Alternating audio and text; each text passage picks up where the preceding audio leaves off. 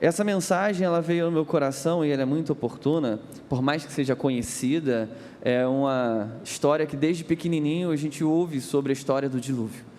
E interessante esse texto propriamente, que ele vai mostrar Noé fazendo uma jornada, e uma jornada que ele não faz sozinho. Ele vai fazer essa jornada com a sua família. E quando a gente olha hoje para o contexto da nossa sociedade, como as famílias têm se destruído. Outro dia eu li um documentário, eu li um paper, que dizia que o número de divórcios das pessoas de 50 anos para cima tem aumentado drasticamente. E olhando para esse texto, nós começamos a tentar entender o que acontecia com aquela sociedade daquela época e o que a gente consegue enxergar hoje dentro da nossa sociedade.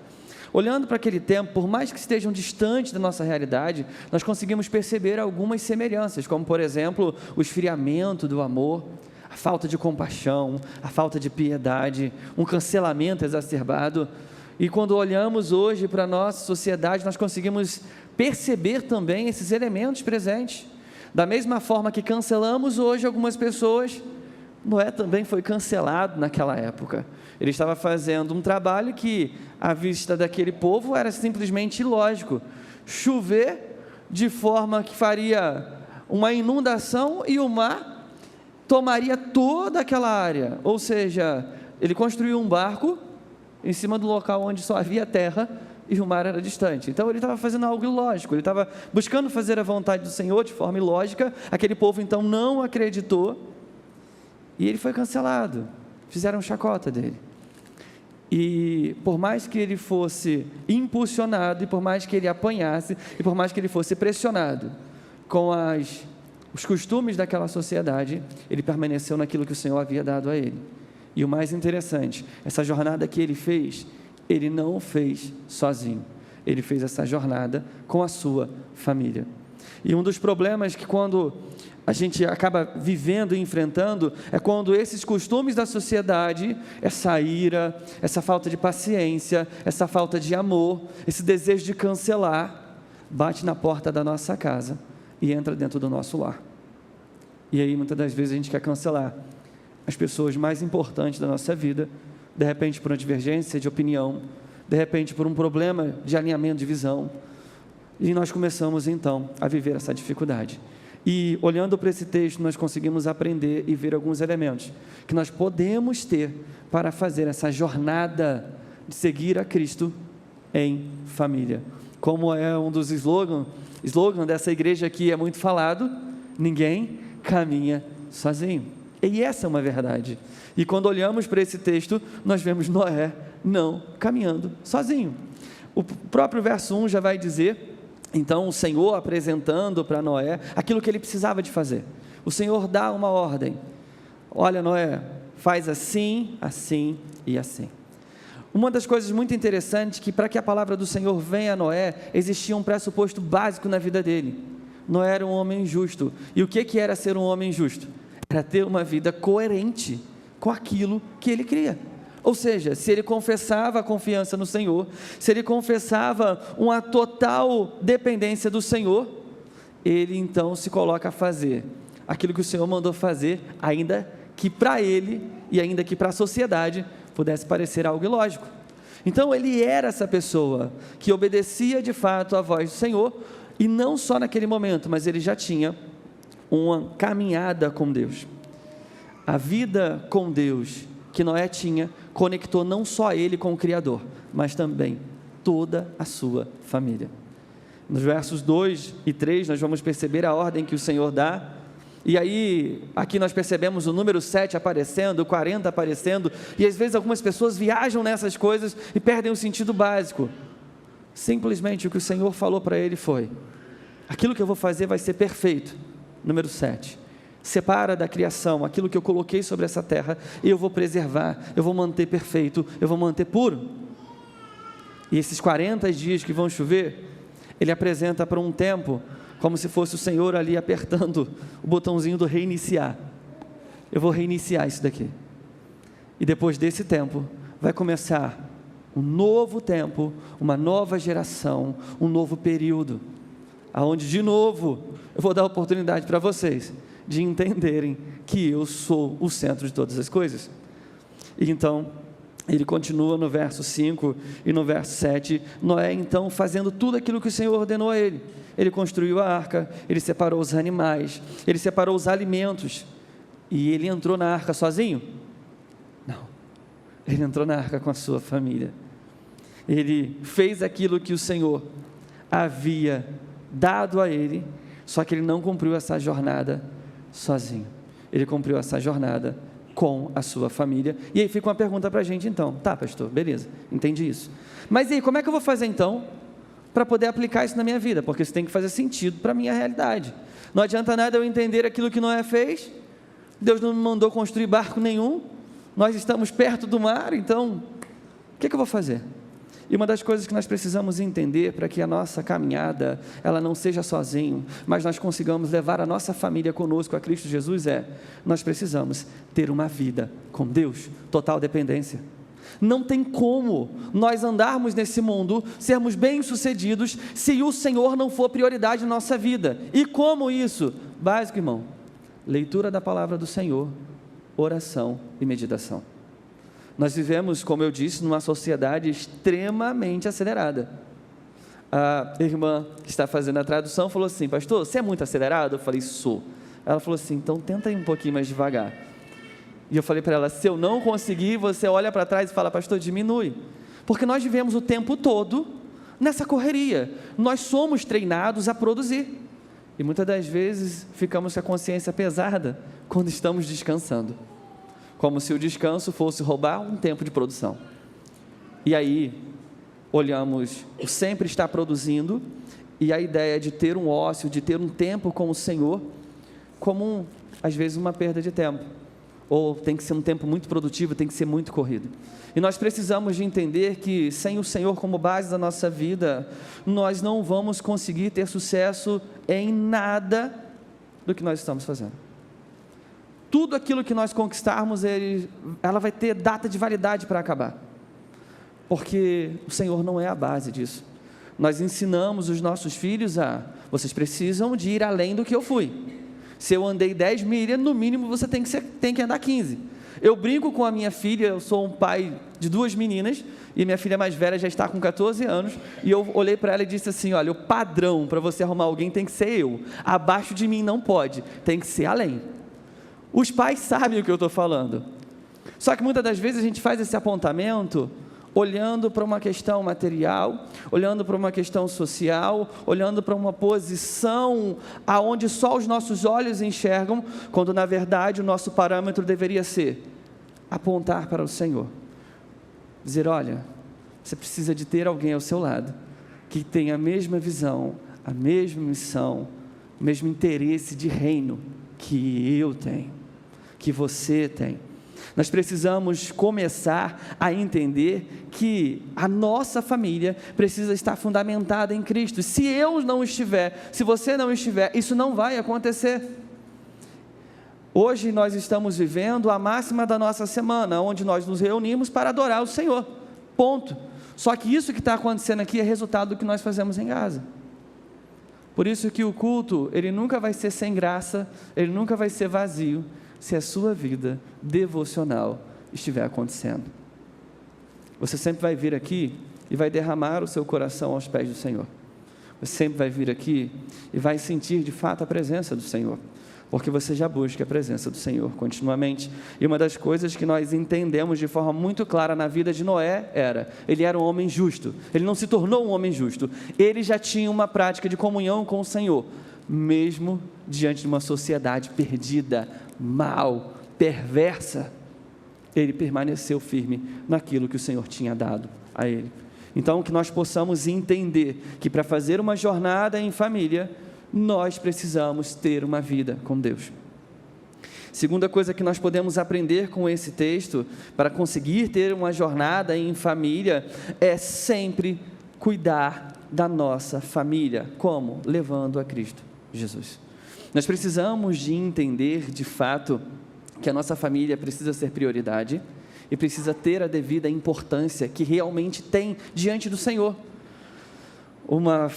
Dois refrões de uma música muito interessante, que aponta para uma realidade social, mas não traz uma solução, É a música da Legião Urbana, Índios, que vai dizer assim: quem me dera, ao menos uma vez, provar que quem tem mais do que precisa ter, quase sempre se convence que não tem o bastante, fala demais por não ter nada a dizer.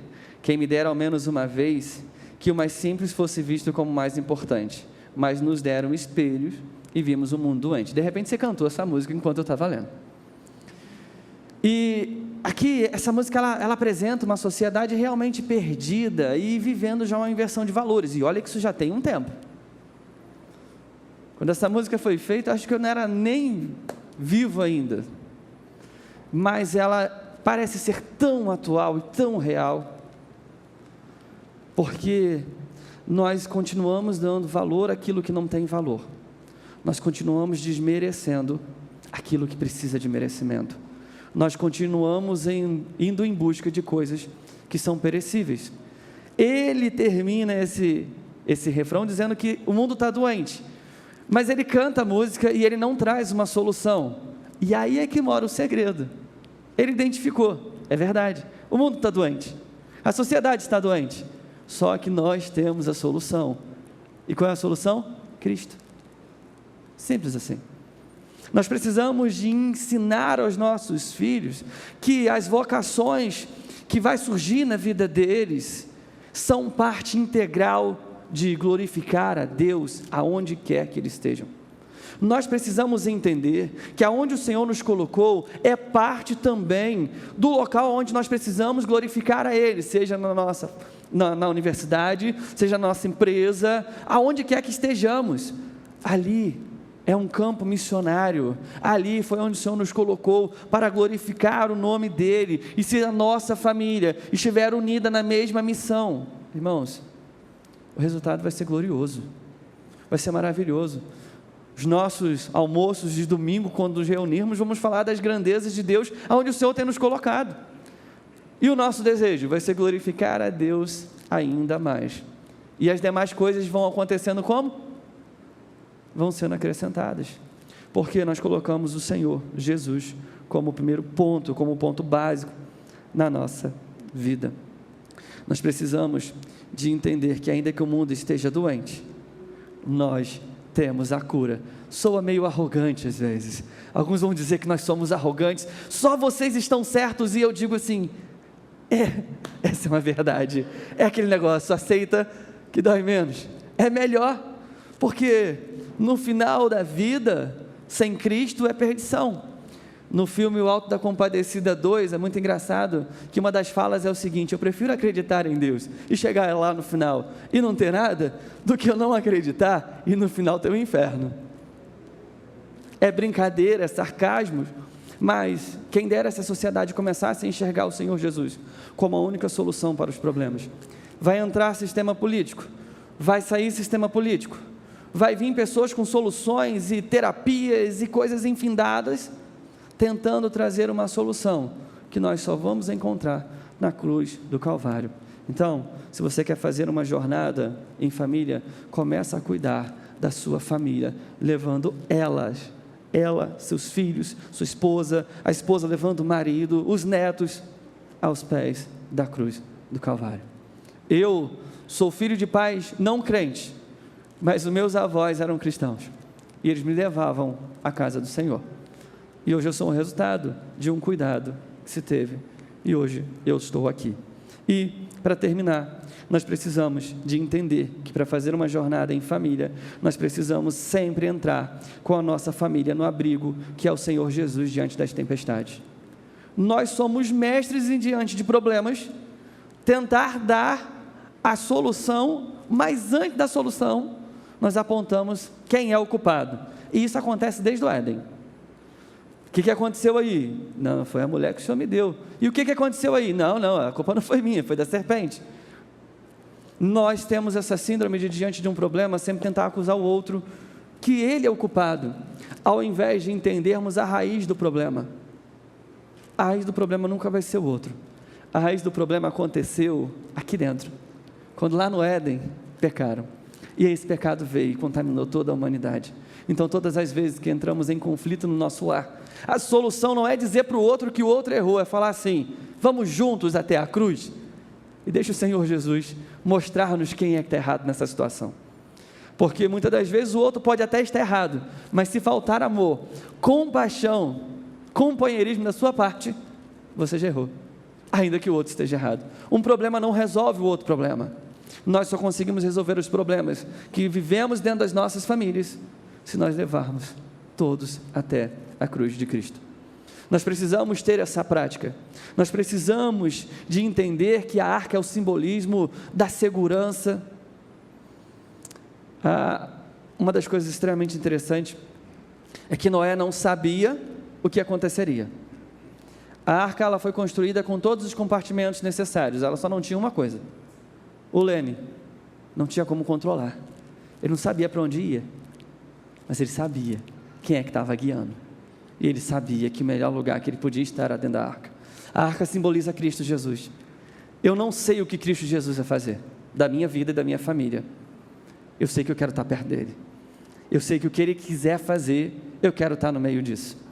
Uma das coisas interessantes que eu ouvi lá na igreja em que eu pastoreio, nós temos vivido algumas mudanças, e aí chegou um jovem para mim e falou assim: pastor, eu não sei o que Deus vai fazer não. Eu falei: eu também não sei não.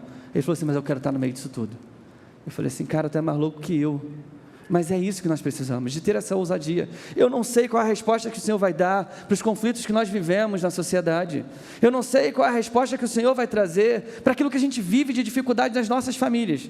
Mas eu sei de uma coisa: assim como Noé confiou totalmente no Senhor, eu não hesito em confiar nele. Eu não sei o que ele vai fazer, mas eu sei o que ele vai fazer, e o que ele fará vai redundar em glória para ele. Sempre vai ser de fato melhor. Eu costumo dizer que a vontade do Senhor era boa, perfeita e agradável no primeiro momento para ele. É a verdade, porque às vezes a vontade do Senhor no primeiro momento para nós não é boa, não é perfeita e nem tampouco agradável. E aí a gente vai e faz. Por que você está fazendo? Porque o Senhor mandou fazer. E aí você começa a fazer, e aí você começa a entender e perceber que a vontade do Senhor de fato é boa, é perfeita e agradável.